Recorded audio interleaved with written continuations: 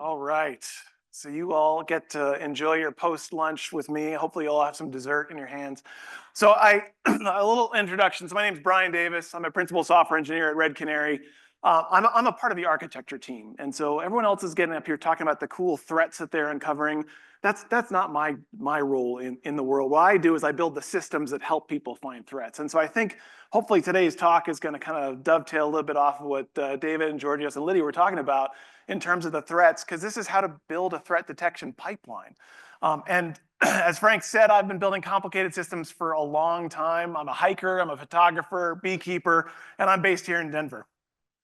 So let's start with the fact that you might be told, okay, you got to go find threats in your cloud environment, right? Cool. That's a great problem to go and try to do. But how do you go solve that problem? So what I'm going to do is I'm going to talk through how Red Canary does it. Now, this isn't the way to solve this problem. There's lots of ways you can solve this problem. You can go buy a SIM. You can go build your own system. You could buy Red Canary. You could buy whatever. But if you wanted to go and try to wade through all this information, how do you go about and do that? So let's start with some normalization of terminology, right? So let's start with your cloud. So you've got your cloud out there, right? Inside of your cloud, you've got things like your VMs, you've got some databases, you've got some storages out there, right? Them sitting on top of that cloud is what we call the cloud control plane. So everything that I'm going to be talking about in terms of monitoring your cloud is that cloud control plane, right? This is the CLI, this is the console, this is how you create and destroy resources within your cloud environment. If you're talking about Kubernetes, it's the same idea. You have the Kubernetes control plane. It's everything that's orchestrating the containers within your environment. So all of your cool cloudy apps are living inside of the cloud, right? So your VMs are in there, your databases are in there. If you want to monitor what's going on inside of that, there's other tools to go and do that. I'm not going to be talking about that today, because what I'm talking about is actually monitoring the threats to your cloud environment, not what's in your cloud environment. And so that's that cloud control plane that's sitting on top. That's the thing that we're going to be really digging into. So if you have that cloud control plane, that cloud control plane is spitting out a whole bunch of activity telemetry, right? That might be called logs, depending on the technology that you're using. So you have Azure, GCP, AWS. AWS has CloudTrail logs. Azure has their audit logs. GCP has their audit logs. All these things are coming out. This is the Haystack that I'm talking about, right? And there was a question earlier about what if you can't collect all of that log information? Well, that's a really big problem because there's a lot of data in there, and that is a massive amount of log information that's coming out. I mean, the title of this talk is 6 billion log records per day. That's what Red Canary processes. If you're doing this for your organization, it's probably smaller than that. Hopefully it's smaller than that, but you don't really know, right? Because cloud is big. Cloud is cloud, and you can have a lot of those logs coming out. So here's you, and you're trying to wade through that because somewhere in that haystack is a threat that you need to go after, and you don't know how to. But the good news is we're going to be talking about the tools that you can use to do that today. So let's start by looking at that haystack and understanding how can you start to break this down into something that's more manageable. And so what I'm going to do is I'm going to talk through the basic building blocks of a detection pipeline, both in terms of the concepts and then how what are the actual technology tools that we use to go and build these. But we start with kind of the basic premise of Unix, right, from back in the olden days, about writing programs that do things and do one thing that does one thing well. It works well together, and it handles text streams. Like, well, that's a little strange things, but this is back in the inventor of Unix pipes. And if you think about the way we're going to manage this data, text streams is not a bad metaphor because this is all log data coming off of the cloud. It's all coming in some form of JSON. And if you can consider this philosophy that's probably 40 or 50 years old at this point, it still works surprisingly well. And so we're going to start talking about the different building blocks that we tend to use. So the first step to get this haystack into your environment is ingest, right? You got to move it from wherever the cloud environment is into something that you're going to do something meaningful with. Next, you need to standardize it. And I'm going to talk about all of these in a lot more detail here in a bit. Then you need to combine it together in some meaningful way. And again, I'm going to dive into all these details in a bit. Then you start to fire off those detectors. You start to look for the threats that you care about in your particular cloud environment. And that might vary depending on your specific business use cases, or that might vary depending on saying, hey, there's some new threat actor or new threat that's prevalent in the environment that we need to go and chase after. And then here's one of the other keys is then you need to suppress those detections that are going to be too noisy, because you want detectors to be very, very noisy and find stuff, but most of that stuff is stuff you actually don't care about, and you don't want to waste an analyst's time to go chase down. And then lastly, you got to go do something with it. And the response here is going to vary tremendously depending on all of your organizations. And we'll talk about that here in a bit. In our environment, we're running all of these as Kubernetes pods, and so they're scaling up and scaling down and dealing with things as the data volume comes in, and that's one of the techniques. And like I said, I'll talk about the mechanics that we use to actually run this here in a bit after I talk about the concepts. But before we start talking about these concepts, there is one small catch. If you're going to break this problem down into these individual chunks to go do work, now you have the problem of, well, I got to go move that data around. Right? So whenever you serialize these processes, you got to move this data, and it's data at scale. Because again, we're talking cloud. There's a lot of data there, and if there's not a lot of data today, there might be a lot of data tomorrow, and you don't know when that will happen automatically. So the way we've solved this problem, and I was talking with some folks the other night at the Museum of Illusion, we use like the simplest tools that are out there. We use S3 buckets, SNS topics, and SQS queues. And if you're in Azure, you can use the equivalent, and I'm going to get it wrong, blob storage and AQS. So the idea is it's a very, very simple but very, very scalable messaging infrastructure between all these components. So these Kubernetes components are reading from an SQS queue, opening a file from S3, doing work on it, and then writing out to another S3 bucket. It's super simple, but it's super scalable, and it's super hands-off. Now, you can choose to use whatever message bus technology you want, and everyone has their favorite that they like to dig into, but we like this because it scales and it's easy. And that's going to be really important because there's a lot of other complicated things that you have to worry about in an architecture like this. So wherever you can get an easy win, take it. All right, so let's get back to these building blocks that I talked about. Right, so first, you have to get this data out of the cloud.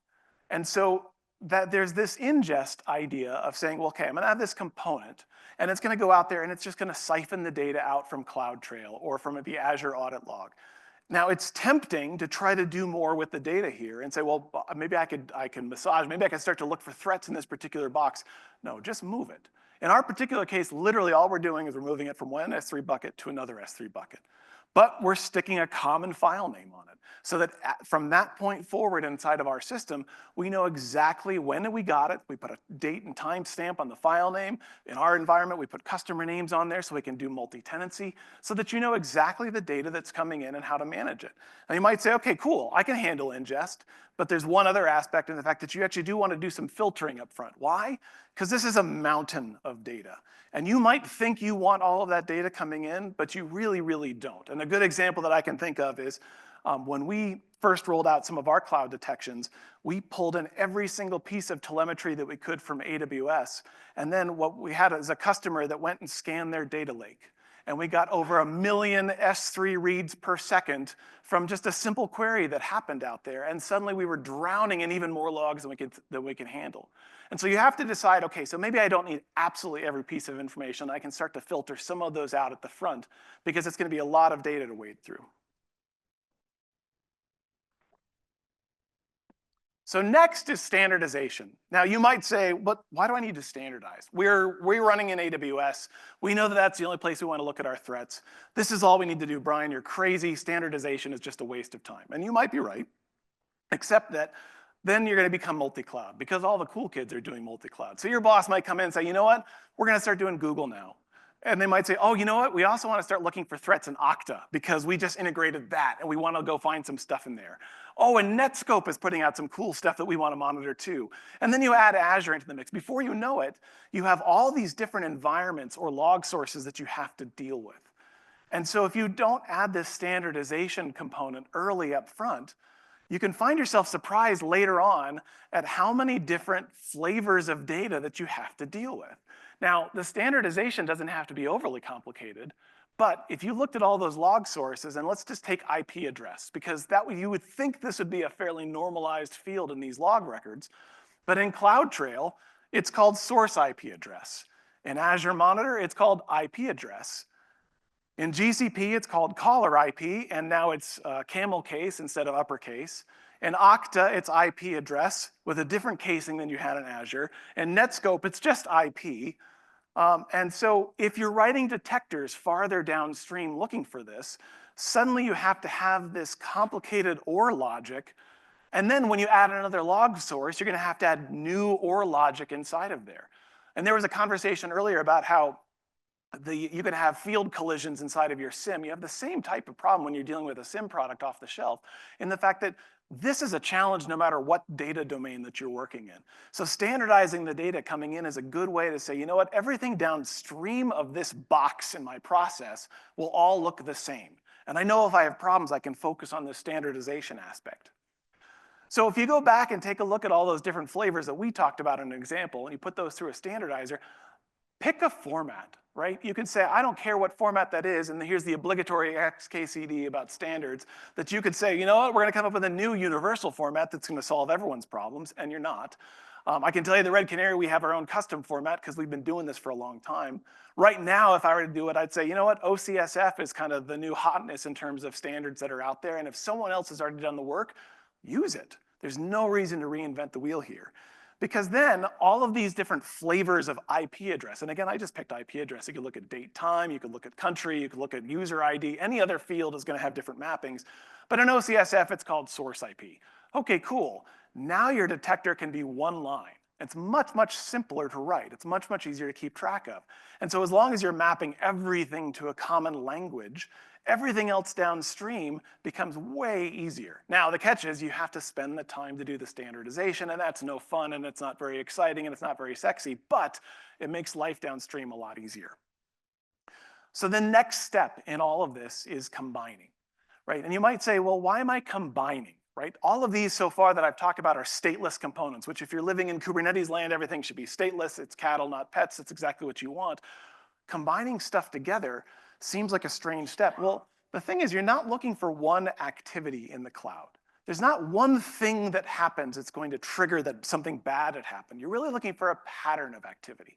If you're alerting off of one log record, you're going to be sending out a whole bunch of false positives. And so the thing is, you want to look for something over time that's happening, and you need to look for that behavior trend that's happening, and again, over time. Now, you could combine this in any which way that you think is fit, and you need to find some sort of a data store that lives inside of your cloud, in your data pipeline to move all these things together. We use two different data stores in our pipeline. One of them is just a Redis cluster, where we can write all this stuff in there and combine for processes over time.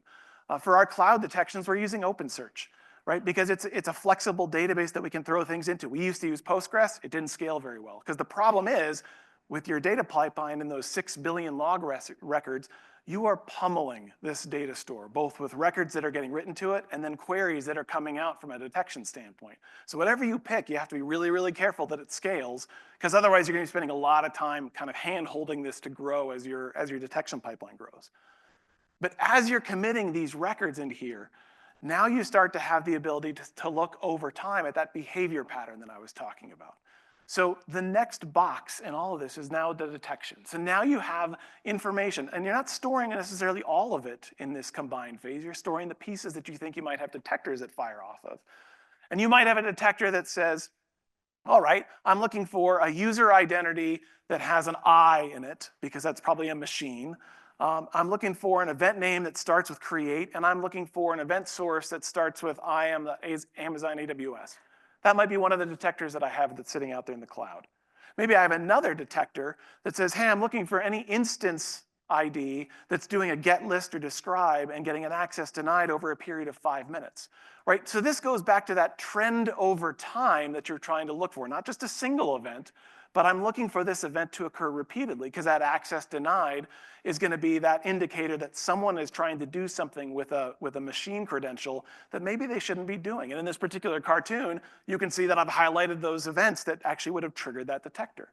So here's the interesting thing that I like to geek out about in terms of a software architect's viewpoint of this pipeline. This is the step that we can pivot now from a skill set standpoint and say, well, this is where my detection engineers can go and do this work. They don't necessarily need to know how this pipeline is put together. They don't need to know about OpenSearch versus Postgres. They need to focus on writing detectors for the behavior that they're looking for in their environment. And that's not something that I need to know how to do. And so now I can start to separate concerns amongst my team and say, you know what, this is a skill area that I'll let the detection engineers of my team go work on, while I'll go work on the data pipeline. And so now you can kind of mix and match your skill sets on your security team depending on how you want to build this. And that's really, really powerful. The other thing that you can do along these lines is you can start to leverage detectors that are available in open source. Right? So there's a whole bunch of open source material that comes out and says, hey, if you see these types of behaviors in the cloud, these might be an indication of a compromise. And your detection engineers can focus on that and building the detectors for that, not worrying about maintaining the detection pipeline. And so that's really a really powerful thing that you can start to do, because you can divide that work amongst two different people. So in this particular case, we said, okay, you know what, detector 2 fired. This is something that's important that I care about, and I want to let someone know about it. So then I talked about this suppress step. So when you're writing detectors, you're really looking for stuff that you want to be very, very hair trigger sensitive to inside of your environment. You care, you want to fire these detectors off as much as you can, which means you're going to get a lot of false positives. So the idea is you want to investigate these detections and find out which ones are the false positives and then suppress them so you don't have to look again. The idea is that you want to be able to repeat this or you don't want to have to repeat this investigation over and over again. You want to rule out the investigations and say, you know what? Out of these 5 detections, it turns out that Thomas is always shelling into Kubernetes pods, and I don't really care about what he's doing. I don't want to ever look into this thing again, so I'm going to suppress that. It might be that for detection 4, oh, you know what, that's the dev group. They're doing things over in an AWS account that I don't really care about. We trust them. We don't need to go and dig into that. So you can start to write this secondary set of suppression rules that will rule out the investigations that you've already done. And that means that you can maximize your time as your security operations center to say, okay, I still have super sensitive detectors, but as I start to do these investigations, I can store those, the determination of those investigations somewhere meaningful, and I don't have to go do that again. And that two-phase aspect of both the detection and the suppression allows you to tune those two things independently. Because if you did say, oh, you know what, this detector is too sensitive, I'm going to turn it down. I'm going to say, I don't care about this unless it happens over the course of 20 or 30 minutes. Well, you might miss threats that you actually care about if they are coming from outside of your dev environment, or if they're coming from Thomas shelling into Kubernetes pods.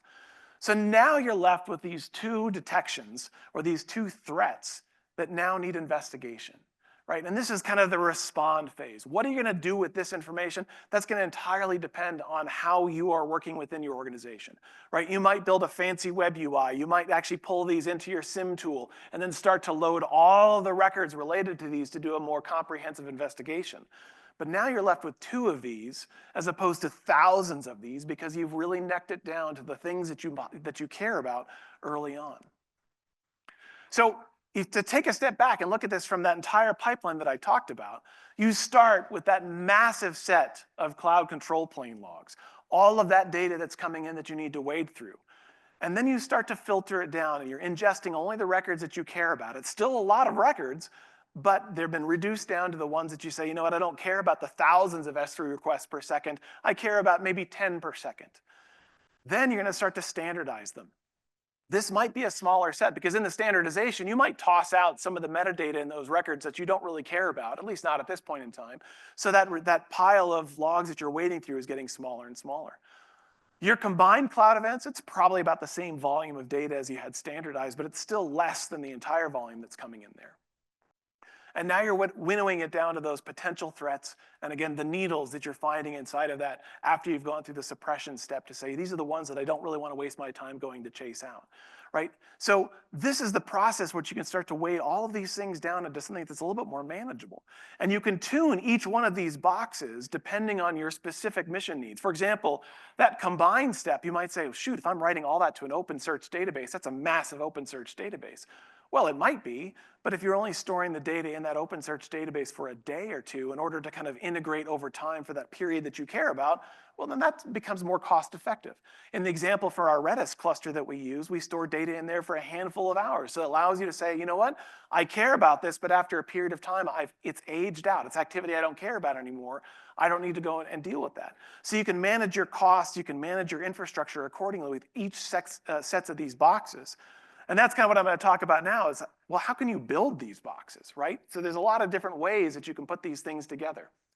So you could run it in Kubernetes. All the cool kids are doing it in Kubernetes. Come on, that's what everyone loves because it's fun to talk about. You could do it in something that's serverless, right? There's nothing stopping you from making every single one of these boxes as a Lambda function.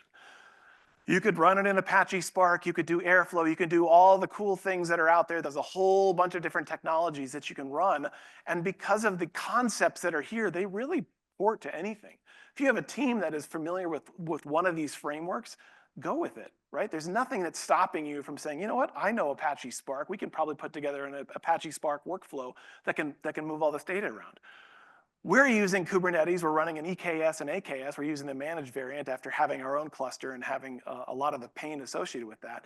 But every single one of these components is an independently scalable deployment for us, which is great, which means if we have a lot of standardization to do, we can add more pods to work through that backlog, or we can terminate those pods if the workload lightens up. And that allows you a lot of flexibility. And we're running on spot instances in AWS and in Azure, which is a massive cost savings over the on-demand thing. And so if you're running this in Lambda, you can start to rack up a pretty large bill with all those compute instances that are firing up.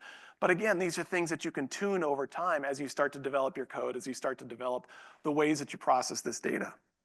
So then you can say, well, cool, what language do you want to write this in, right? So you can write this in anything. There's nothing stopping you from using Python, Ruby, Go, Rust, Scala, Perl. Don't do Perl. So most of our code is in Ruby. And when you think of a large data processor that's processing 5 billion records, 6 billion records a day, Ruby is not the first language that comes to mind. In fact, it's probably one of the last languages short of Perl that comes to mind. The thing is, Ruby was fast for our engineering team to build. We had a lot of code in Ruby, we had a lot of expertise in Ruby, and so we wrote it in Ruby.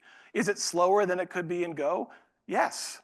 But you know what? That's okay, you can add more pods. We're paying for it in terms of compute, but in terms of development time, we were able to get it out the door faster. And if that's an objective that your organization has to detect threats, it doesn't matter.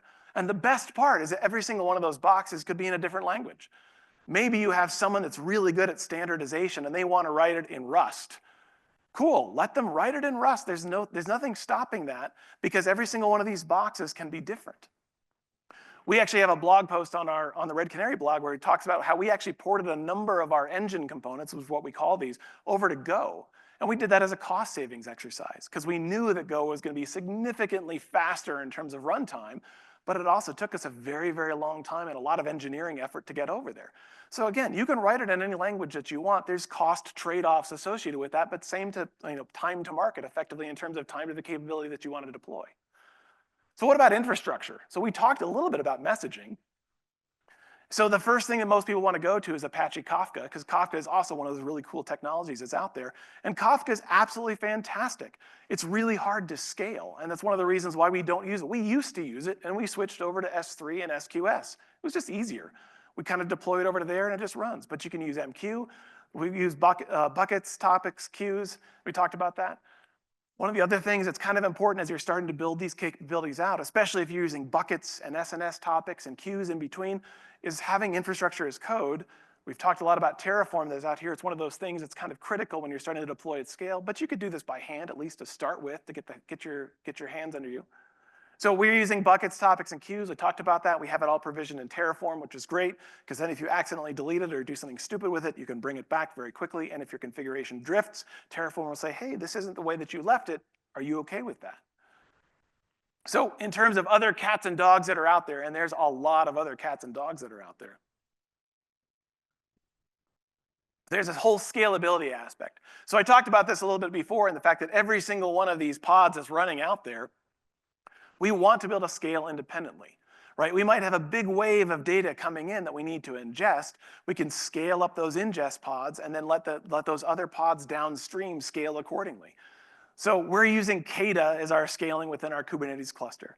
Monitoring. Once you have these things out there, you need to make sure that they're actually doing what we think that they're doing, and not just from a test validation standpoint, although the point that was made before about making sure that your pipeline's actually doing that, but you might have a component out there just stopped running. So now you have to have a monitoring infrastructure that's out there as well. So we're using Prometheus to monitor that. Deployment, you gotta get this code out there into the environment. So there's all these logistics you still have to worry about. It's not, unfortunately, turnkey, but these are all steps that you can do, and there's a lot of literature that talks about how you can get these things out there to deploy. So as I said before, we're using Kata for scaling, we're using Prometheus and Grafana. We're using Argo CD to manage our deployments, which Argo CD is kind of cool. It's like the way that Terraform works for infrastructure, Argo works for your Kubernetes cluster. It says, hey, you're not running these pods that you told me that you cared about. I'm gonna go ahead and put them back for you. Is that okay? So it means a lot of our infrastructure becomes more hands-off because we don't have to worry about it. Terraform's taking care of the cloud infrastructure, Argo CD is taking care of the Kubernetes infrastructure.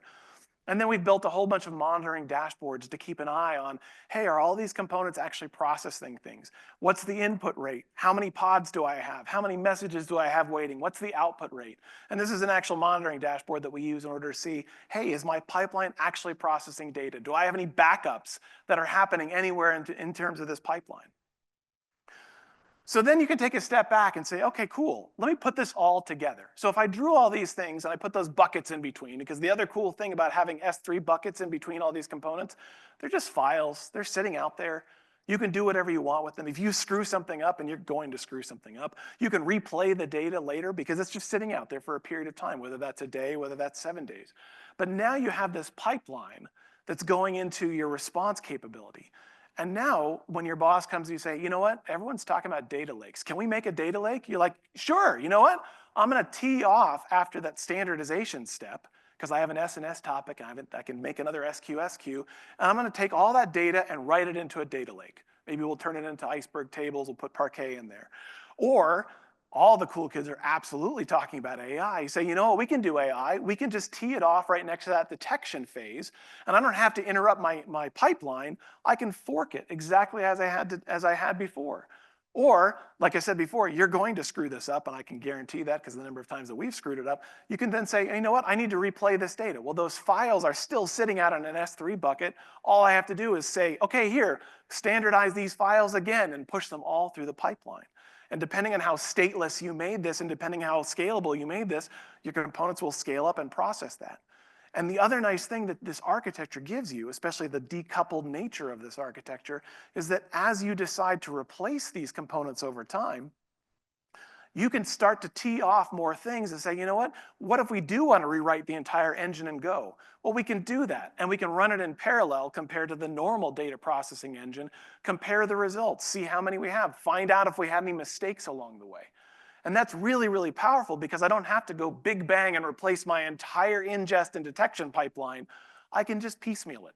And that might just be a weekend project that someone had to say, you know what, I want to go see if I can replace that combine. I want to replace OpenSearch with Redis because that's what I want to go and experiment with. You can do that without having to replace everything all at once, which really, really reduces the risk that you have coming in. So the key takeaways I really want you to understand here is to start with that really, really big problem, I have to go and detect threats in the cloud, and break it down, right? Break it down into these smaller components. And these are the boxes that I advocated for, but you might have different solutions that you want to throw in there. But create simple modular components that can scale to tackle this. Use cloud native building blocks, right? There's a whole bunch of capabilities that are built into these cloud environments. They're not sexy, they're not fancy, but they work. Right? S3, SNS, and SQS are some of the oldest services that exist in AWS, and I know that the capabilities that we're using have been there forever, and they're also reliable, and they're rock solid, and they're relatively cost effective, all things considered. So when someone says you have to use Kafka, or when someone says, you know what, Spark is the way you have to do this, well, maybe not. Maybe there's some more basic capabilities that are out there that you really already have access to that can be cost effective. And then the last one is, leverage the community expertise that's out there, right? If you're going to start to build architectures like this, there's hundreds or thousands of blog posts that talk about building effectively an ETL pipeline like this. We're using Kubernetes to do this. And in the same vein, for building those detectors and looking for threats in your environment, there's a lot of open source literature that says, here are the detectors that you should be going and looking for. These are the indications of compromise that are meaningful to you, and you can leverage that expertise rather than having to go invent it yourself. So with that, here's my contact information is up there. There's a link to the Red Canary blog. There's a lot of open source information that's on there as well, and I'm happy to answer any questions that you guys might have.